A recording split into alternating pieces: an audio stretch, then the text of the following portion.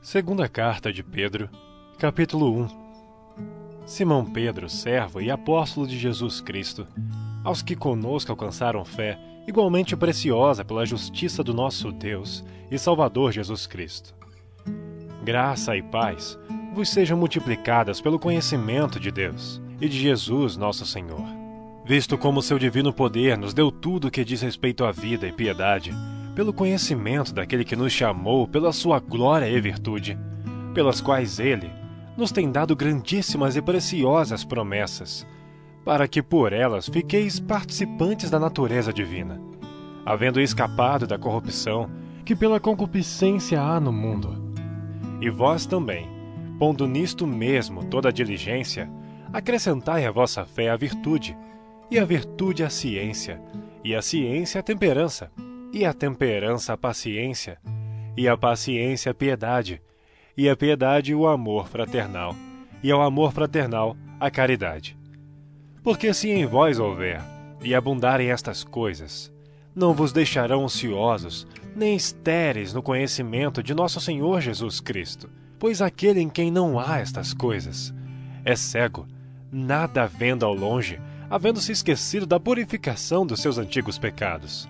Portanto, irmãos, procurai fazer cada vez mais firme a vossa vocação e eleição, porque fazendo isto, nunca jamais tropeçareis, porque assim vos será amplamente concedida a entrada no reino eterno de nosso Senhor e Salvador Jesus Cristo. Por isso, não deixarei de exortar-vos sempre acerca destas coisas, ainda que bem as saibais, e estejais confirmados na presente verdade.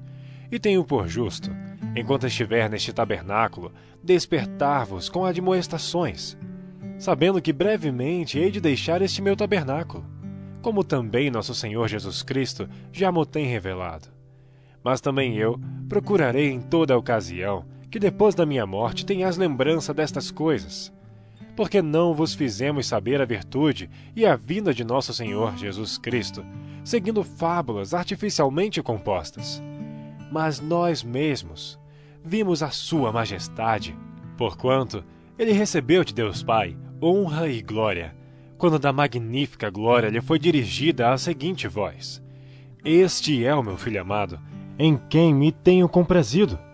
E ouvimos esta voz dirigida do céu, estando nós com ele no Monte Santo, e temos muito firme a palavra dos profetas, a qual bem fazeis em estar atentos, como a uma luz que alumia um lugar escuro, até que o dia amanheça e a estrela da alva apareça em vossos corações. Sabendo primeiramente isto, que nenhuma profecia da Escritura é de particular interpretação, porque a profecia nunca foi produzida por vontade de homem algum, mas os homens santos de Deus falaram inspirados pelo Espírito Santo. Capítulo 2.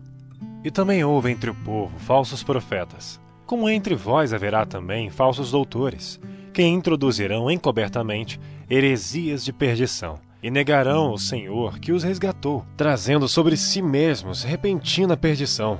E muitos seguirão as suas dissoluções, pelos quais será blasfemado o caminho da verdade, e por avareza farão de vós negócio com palavras fingidas, sobre os quais já de largo tempo não será tardia a sentença, e a sua perdição não dormita.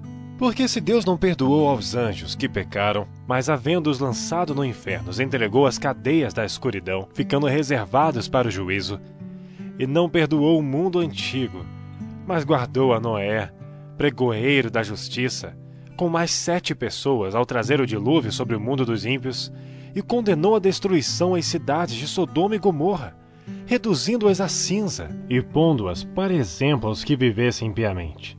E livrou o justo Ló, enfadado da vida dissoluta dos homens abomináveis, porque este justo, habitando entre eles, afligia todos os dias a sua alma justa, vendo e ouvindo sobre as suas obras injustas. Assim, sabe o Senhor livrar da tentação os piedosos e reservar os injustos para o dia do juízo, para serem castigados.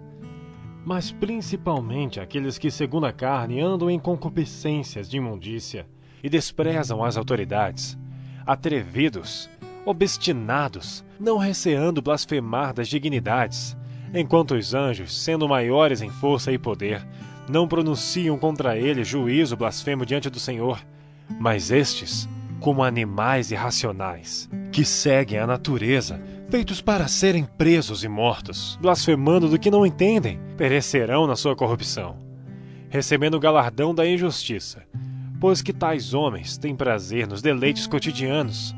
Nódoas são eles e máculas, deleitando-se em seus enganos, quando se banqueteiam convosco, tendo os olhos cheios de adultério, e não cessando de pecar, engodando as almas inconstantes, tendo o coração exercitado na avareza, filhos de maldição, os quais, deixando o caminho direito, erraram seguindo o caminho de Balaão, filho de Beor, que amou o prêmio da injustiça, mas teve a repreensão da sua transgressão. O mudo jumento, falando com voz humana, impediu a loucura do profeta.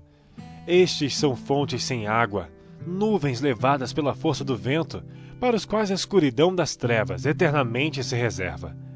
Porque falando coisas muito arrogantes de vaidades, engodam com as concupiscências da carne e com dissoluções aqueles que se estavam afastando dos que andam em erro, prometendo-lhes liberdade, sendo eles mesmos servos da corrupção.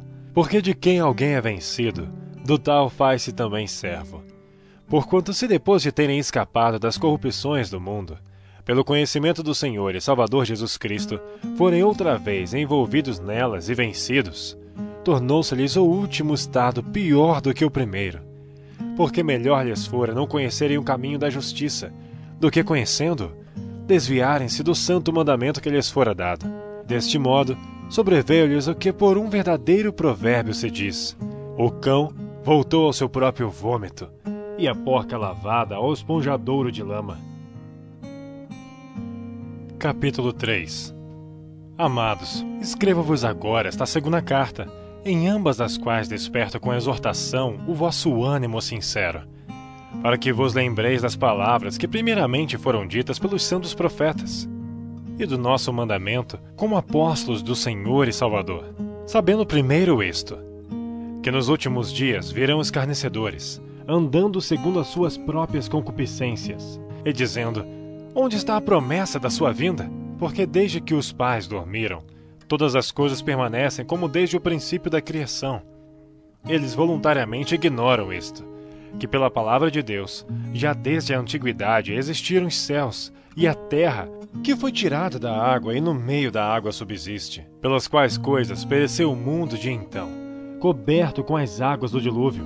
Mas os céus e a terra que agora existem, pela mesma palavra, se reservam como tesouro, e se guardam para o fogo, até o dia do juízo e da perdição dos homens ímpios. Mas, amados, não ignoreis uma coisa, que um dia para o Senhor é como 1000 anos, e 1000 anos como um dia. O Senhor não retarda a sua promessa, ainda que alguns a tenham por tardia, mas é longânimo para conosco, não querendo que alguns se percam, senão que todos venham a arrepender-se.